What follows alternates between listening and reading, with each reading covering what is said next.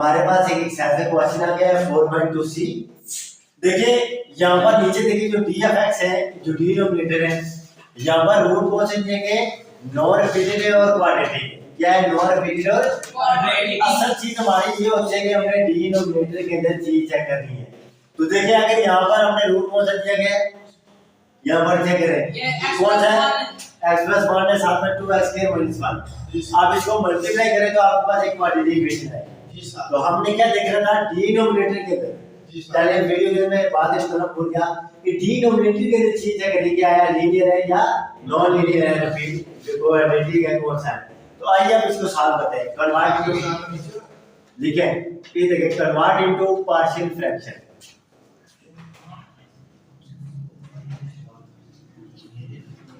देखें ये अब मैंने इसको पार्शियल फ्रैक्शन के अंदर कन्वर्ट कर दिया।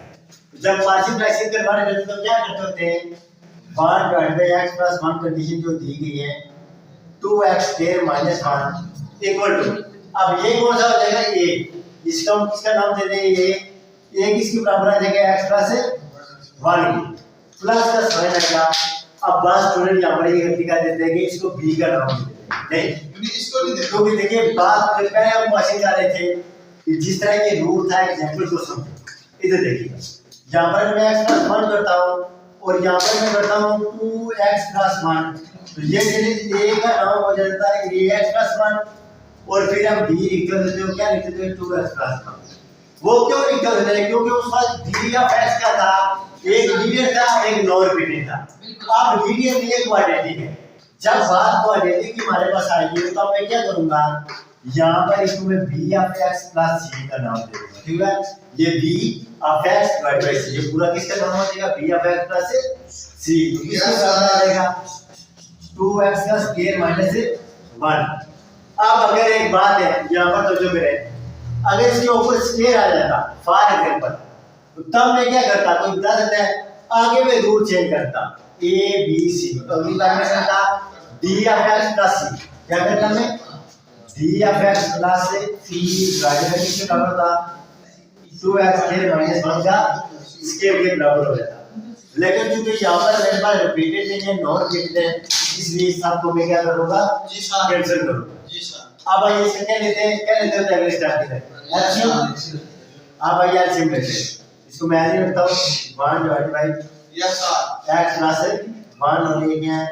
2x square minus 1। Yes sir. आइए एलसीएम लेते हैं। एलसीएम क्या आएगा? एलसीएम सर x प्लस 1 और 2x स्क्वायर माइनस 1। गुड। जी सर। देखिए ये वाला इसके साथ कैंसिल हो जाएगा, पीछे क्या बचेगा? 2x स्क्वायर माइनस, किससे मल्टीप्लाई होगा? ये से। गुड। तो क्या आएगा? 2x square minus 1। जी सर। आप देखिए 2x स्क्वायर माइनस 1 के साथ ये वाला ये कैंसिल हो, पीछे क्या बचेगा? x माइनस x प्लस 1 वो किससे मल्टीप्लाई होगा? bx प्लस c से। और देखिए यहाँ पर एक बात याद रखिएगा। जी सर। बात ये स्टूडेंट गलती कर देंगे, इस तरह करते हैं bx करते हैं प्लस c, तो क्या करते हैं? इस तरह कर देते हैं x प्लस 1। नहीं, अब ये नहीं पता चला कि ये आया c के साथ मल्टीप्लाई हो रहा है या bx के साथ मल्टीप्लाई। Yes sir. तो असल चीज हमने ये देखी है, ये ब्रैकेट आपने इस तरह डाली है ताकि पता चल सके कि ये पूरा जो आपके पास के वाला है इसके साथ क्या हो रहा है? मल्टीप्लाई। अब देखिए ये क्रॉस मल्टीप्लाई जब होंगे तो ये और ये आपस में क्या हो जाएंगे?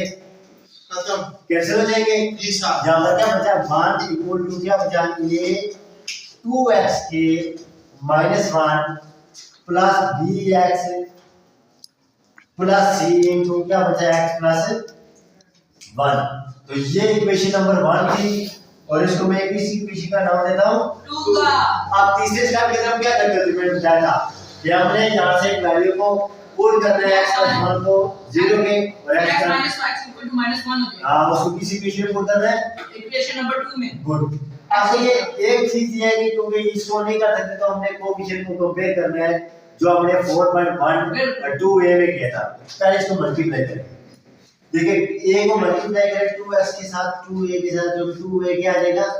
x का स्क्वायर। Yes sir. अब a को -1 से मल्टीप्लाई करें तो क्या आएगा? -a आ जाएगा। अब देखिए पहले bx को तो जो करेंगे बहुत इंपॉर्टेंट चीज है। जी सर। पूरे एग्जाम में ये काम है।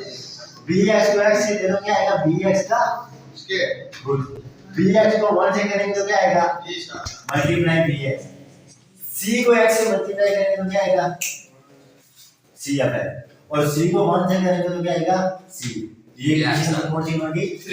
ये मान अब देखिए अब करते हैं वैल्यू को पुट, जो ऑप्शन हम उल्टा नहीं कर रहे हैं। जी सर देखिएगा क्या करता हूं मैं, put x plus 1 equal to 0, जी sir x equal to minus 1 किस इक्वेशन है, इक्वेशन नंबर 2 के अंदर यस सर जहां जहां x है वहां क्या पुट करूंगा यस सर माइनस माइनस 1 बोले दिया क्या पुट करूं, माइनस 1 देखिए यहां पर तो 1 है ही है, इसमें तो जरूरत नहीं है, Yes, ये sir. हो गया, तो यहां पर देखिए 2 into -1 का स्केल -1 और b x के का -1 और प्लस c, और यहां पर देखिए क्या दिया गया है x प्लस 1, जब मैं -1 इधर पुट करूं तो -1 प्लस 1 0, Yes, ये sir. सारा सब क्या हो जाएगा यस सर 0 हो जाएगा। आप देखिएगा 1 is equal to आपका देखा है कि -1 का स्केल 1 ही होता है, यस सर तो 1 2 से मल्टीप्लाई कर 2 आएगा, जी सर और ये -1 और ये सारा क्या हो जाएगा 0 0, क्यों -1 प्लस 1 0 0, इसके सारे के साथ मल्टीप्लाई करें क्या आ जाएगा सारा 0 यस सर यहां पर ये क्या बचा 1, तो एक आंसर क्या आया 1, एक आंसर आ गया। जी सर अब और कोई तरीका नहीं कि इस वैल्यू को 0 के इक्वल करें तो हमारा आंसर आ जाए, जी सर उल्टा हो जाएगा, तो अब हम क्या करेंगे कोएफिशिएंट को कंपेयर करेंगे, ये हो गया बड़ा कोएफिशिएंट यहां पर है, वैल्यू में कौन सा है x है, जी सर उसके बाद कौन सा है, dx उसके बाद कांस्टेंट, स्केल के बाद x, यानी क्वाड्रेटिक के बाद लीनियर के बाद कांस्टेंट। अब आइए कंपेयर कोएफिशिएंट। जी सर आप मुझे बोले कि सबसे बड़ा क्या दिया गया x के, जी सर इधर देखें इस साइड राइट साइड में इस तरफ रखिए, इस देखें जो कोई 0 है, x के अंदर कोई है एलिमेंट, नो सर x के का कोई एलिमेंट नहीं है, तो यहां पर मैं क्या लिखूंगा 0। जी सर इधर देखो x के भी क्या क्या दिया गया है 2a साथ में, जी सर 2a साथ में क्या दिया गया है x के 2x x के साथ देखो क्या है bx ये देखिए 2a प्लस b।